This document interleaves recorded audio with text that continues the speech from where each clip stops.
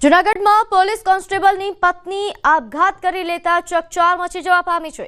ઘટનાની વાત કરીએ તો પતિના આડા સંબંધની જાણ પત્નીને થતા અવારનવાર બંને વચ્ચે માથાકૂટ થતી હતી। આરોપી પતિ અવારનવાર તેની પત્નીને કોઈ કેદીની માફક માર મારતો હતો અને જેથી કંટાળી પરિણીતાએ આપઘાત કરી લીધો।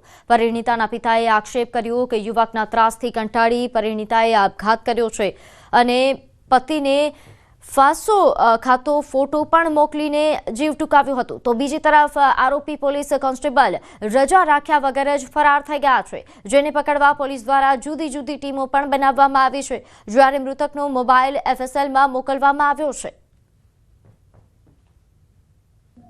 ते 28 दिवसथी आने अतिमां अति त्रास देतो, एटले ओछामां ओછી 28 દિવસની અંદર મારી દીકરીએ 18 કલાકનું રેકોર્ડિંગ કરેલું છે।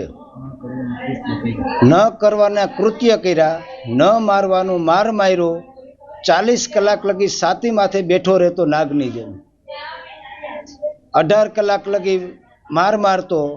મારી દીકરી એ મમ્મી એ પપ્પા એ મમ્મી એ પપ્પા એમ કહેતી રહી।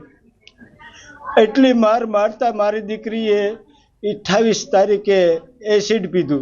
મરણ જનાર જે દીકરી છે ભાવિસાબેન, તેમને એવો ખ્યાલ આવેલ કે પોતાના પતિને અન્ય સ્ત્રીઓ સાથે આડા સંબંધો હોય, જે બાબતે તેઓએ પોતાના પતિને આ બાબતે ઠપકો આપતા તેમના પતિએ તેમ ઉશ્કેરાઈ અને અવારનવાર તેમની સાથે મારઝૂડ અને માનસિક ત્રાસ આપતા હતા। આ બાબતથી કંટાળી જઈ અને પોતાના પતિને અન્ય સ્ત્રીઓ સાથે આડા સંબંધો હોવાથી માનસિક તાણમાં હોવાને કારણે આજે ભાવિસાબેન નામની દીકરી છે તે ગળે ટૂંપો ખાઈ અને